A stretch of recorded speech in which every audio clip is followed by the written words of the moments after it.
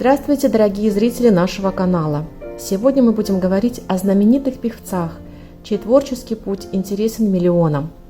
Андреа Бочелли, известный во всем мире на оперно-эстрадной арене певец, и Димаш Кудайберген, молодой певец, набирающий обороты своей популярности в странах Европы и на американском континенте, имеющий большую известность в странах Азии, обладающий уникальным голосом, огромным талантом. Их объединяет одно – это стремление сделать мир добрее и светлее. А еще мы будем говорить о том, что же еще объединяет этих двух талантливых известных певцов. Хочу еще раз напомнить, кто не подписался, подписывайтесь, кто не поставил свой лайк, поставьте свой лайк. Поехали! Что же объединяет этих двух творческих личностей? Первое. Своим творческим направлением и Андреа Бочелли, и Димаш – это мирового значения певцы, которым удалось соединить воедино поп-музыку и оперу. Что мы имеем в виду? Мы говорим о том, что эти два певца решили развивать свою карьеру в современной музыке с использованием классических элементов. Одна из известных итальянских газет писала следующее об Андреа Бочелли. Он поет песни как оперу и оперу как песенки. Дальше в этой газете написано: это то, что может звучать оскорбительно, но результат совершенно противоположный.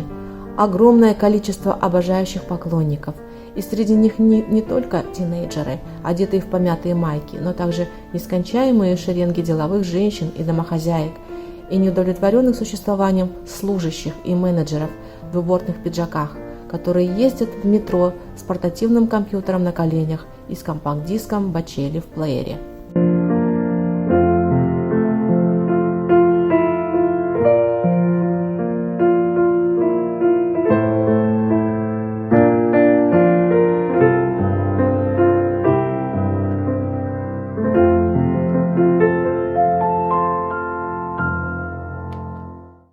Что же мы можем сказать о Димаше?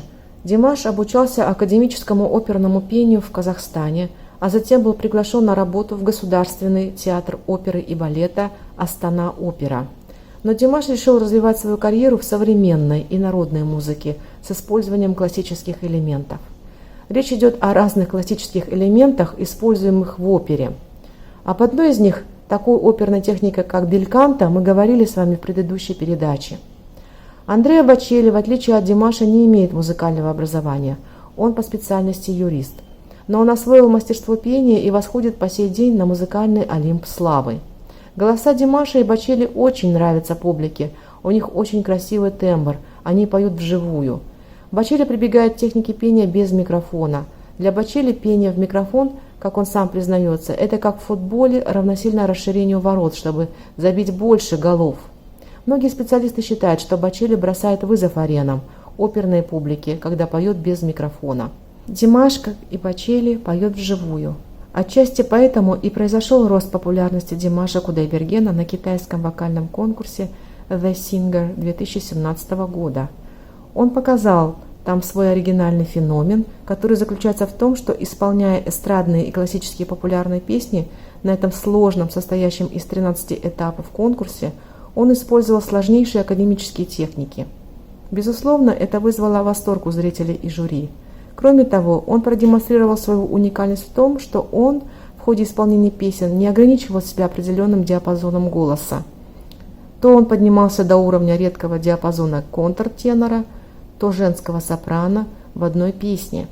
Димаш по-прежнему до сегодняшнего дня на своих концертах исполняет песни вживую, используя различные сложные техники пения, переходя с одного диапазона в другой. Немного о биографических данных Бочелли. Знаменитый итальянский тенор Андреа Бочелли появился на свет 22 сентября 1958 года в небольшой деревушке Лаятика, которая находится в Тоскане. Семья мальчика не имела никакого отношения к музыке. Родители занимались своим хозяйством, они держали ферму с виноградниками. С детства у Андрея была диагностирована болезнь глаз. Его зрение стремительно падало, постоянно приходилось делать операции. Во время периодов реабилитации мальчика спасал проигрыватель с пластинками итальянских опер, которые он мог слушать часами. Незаметно для себя Андреа стал напевать знаменитые мелодии и выучивать их. Постепенно мальчик освоил игру на фортепиано, флейте и даже брал уроки игры на саксофоне. В 12 лет во время игры в мяч будущий певец получил травму головы. Диагноз врачей прозвучал как приговор – осложнение глаукомы, которое сделало ребенка слепым. Но это не оставило Андрея на пути к мечте. Он окончательно утвердился в своем намерении стать певцом. Юноша продолжил вести нормальный образ жизни. Помимо учебы в юридическом университете он берет музыкальные уроки и выступает на местных музыкальных состязаниях.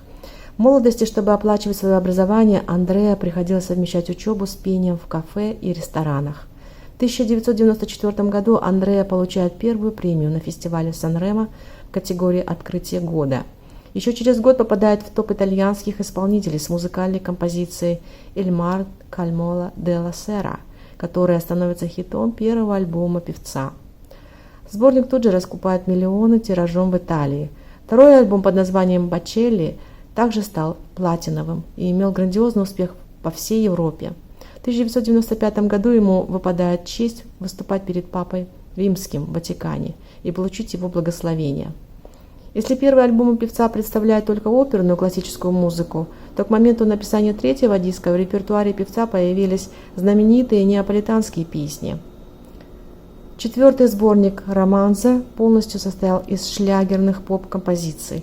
Синглом «Time to Say Goodbye», который молодой итальянец исполняет совместно с Сарой Брайтман, он покоряет весь мир, после чего отправляется в турне по Северной Америке. Андреа Бочелли обладает неизменно хорошим вкусом на красивые мелодии и на красивые голоса. В 1999 году он спел вместе с Селин Дион хит «The Prior», за который получил награду Golden Gate Awards, совместно с канадкой певицей Ларой Фабиан, которую все музыкальные критики называют обладательницей ангельского голоса. Андреа исполнил песню «Viva per lei». Золотой тенор участвует не только в дуэтах со звездами. Так итальянец подарил свою песню «Конте Партиро» молодому французскому певцу Григори Ле Маршалю, который был болен муковисцидозом. К сожалению, талантливый певец скончался, не дожив до 24 лет. В сети осталось много фото и видеозаписей Григори Ле Маршаля. В 2015 году Бочелли выступил дуэтом с восходящей американской звездой Арианой Гранде, исполнив вместе с ней песню «И Pio ti penso». Несмотря на его славу во всем мире, Андреа Бочелли постоянно критикует итальянские СМИ. Время от времени какой-нибудь критик пытается определить феномен Андреа Бочелли. Так, например, когда он дебютировал в «Кальяре» в роли Рудольфа в «Богеме», критики не были снисходительны к нему. Короткое дыхание, плоская фразировка, боязливые верхние ноты. А вот другая критика итальянского журналиста, когда Бочелли дебютировал в «Арена ди Верона». Это был самый саркастический комментарий на страницах газеты «Корьере делла Сера». Сольфеджио – вопрос выбора, интонация в высшей степени персональная, акцент из области Паваротиевского «хотел бы, но не могу». Публика же ободрала ладони, Бочелли устроили стоячую овацию. Но несмотря на всю критику со стороны СМИ, билет на концерт Андреа Бочелли стоит $500. Американские критики пишут: «Это дороже цены на Битлз, когда они высадились на Манхэттене». На сегодня финансовое состояние певца оценивается минимум в 30 миллионов фунтов стерлингов. Нужно сказать, что певческая карьера Андреа Бочелли началась именно с существенной поддержки Лучано Паваротти, знаменитого на весь мир оперного певца, в 1992 году. Именно этот год оказался переломным в биографии Андреа Бочелли. Его запись песни «Мизерере» попадает этому великому тенору, который поразился мастерству пения непрофессионала. Великий тенор Лучано Паваротти на заре музыкальной карьеры Андреа Бочелли включил его в состав приглашенных исполнителей для выступления на ежегодном благотворительном концерте Pavarotti International, проходившем в городе Модена. Несколько слов хотелось бы сказать о легендарном теноре Лучано Паваротти, который смог сделать массовым элитарное искусство оперы. Паваротти пошел в народ. Добившись признания среди ценителей оперы, певец стал давать сольные концерты и отправился в турне по американской глубинке, где вовсе не было театров. Паваротти часто появлялся на телевидении. Не только пел, но и как звездный гость участвовал в кулинарных передачах, ток-шоу. Даже знаменитый белый платок, который Паваротти держал в левой руке во время выступлений, и то продюсерская находка. Общий итог нам известен.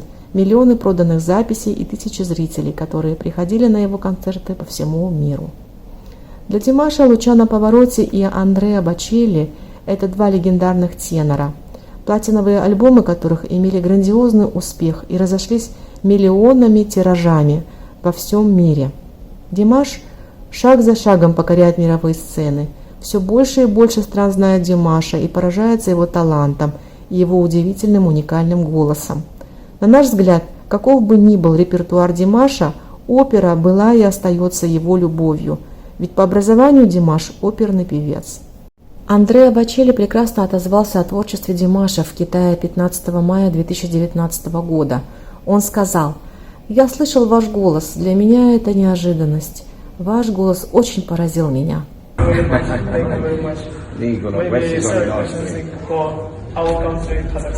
detto che gli dici qualcosa che stavi registrando, di qualcosa del suo paese. No, I heard your voice. I was in Italy, and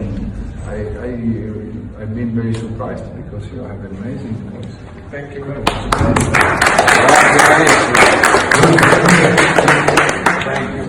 Димаша, можно сказать, оценка такого знаменитого оперного певца окрылила его, стала своеобразным мотиватором, маяком, который будет иметь грандиозное влияние на дальнейшую судьбу и творчество молодого казахстанского певца Димаша Кудайбергена. Димаш, как и все мы, понимаем, что композиции Бочелли оказываются чересчур легкими, чтобы соответствовать серьезному оперному жанру. Сам певец Андреа Бочелли отказывается позиционировать себя как исключительно классический исполнитель. Однако мы любим яркое творчество Андреа Бочелли и думаем, что Димаш следует этому пути и будет в дальнейшем все больше сознательно углубляться в популярный жанр, чтобы расширять популярность оперы, как это делали и делают Лучано Паваротти и Андреа Бочелли. Второе. И Андреа Бочелли, и Димаш включают в свой репертуар традиционную народную музыку. Андреа Бочелли непременным образом включает в свой репертуар неаполитанские песни. Вот выдержка из итальянского газетного материала. Бочелли – итальянец и особенно тосканец. Это одна из его сильных сторон. Звуки голоса Бочелли такие нежные, вызывают в уме каждого американца номер с прекрасным видом, холмы Фьезоли, героя фильма «Английский пациент», рассказы Генри Джеймса, воскресное приложение к Нью-Йорк Таймс, которое рекламирует холмы Кьянти, виллу за виллой, уикенд за уикендом, средиземноморскую диету, которая, по мнению американцев, была изобретена между Сиеной и Флоренцией. Итальянец, чей голос способен смешать мелодраму с песенкой из Сан-Ремо, нравится всем. В Германии, стране, которая открыла его в 1996 году, он постоянно присутствует в хит-парадах. В США он предмет культа. В апреле 2020 года в католическую Пасху прошел концерт Андреа Бочелли. Бочелли «Музыка надежды» в пустом Миланском соборе. Он исполнял композицию «Аве Мария» Шуберта. Свое выступление он посвятил Италии, сильно пострадавшей во время пандемии. Видео с выступлением менее чем за сутки набрало почти 25 миллионов просмотров на YouTube. Что мы можем сказать в отношении Димаша? Мы считаем, феномен Димаша заключается в первую очередь в том, что Димашу силу и талант дает его народ, родная земля, Казахстан. На концертах Димаш подчеркивает важность казахского народного творчества, включает казахские песни в свой репертуар. И вообще в целом, все его творчество пропитано национальным колоритом. Зритель всегда в ожидании чего-то нового. Зритель ожидает новой песни с интересной обработкой, аранжировкой, с добавлением национальных красок. И в самом деле Димаш делает свои выступления еще ярче. Он, как Андреа Бочелли, итальянский неаполитанец, исполняет песни с прекрасным чувством вдохновения, его родины, его народа.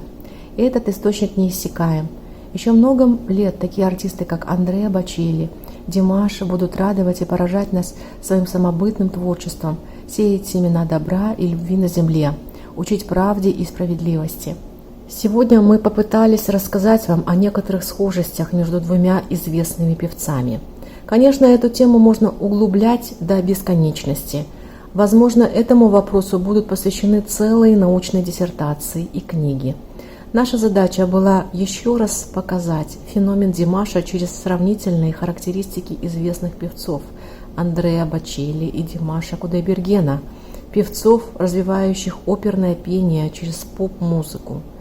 Мы ни в коем случае не хотим показывать превосходство одного над другим. Мы не хотим загадывать наперед о планах Димаша в отношении выбранного его жанра, его направлений. Наша задача была лишь коснуться этой темы, чтобы, возможно, добавить в копилку серьезных исследований о феномене Димаша, как человека, обладающего уникальным голосом. Напишите, пожалуйста, и вы собственные комментарии, что вы думаете о феномене Димаша. Будем рады прочитать их. До новых встреч, друзья. Пока.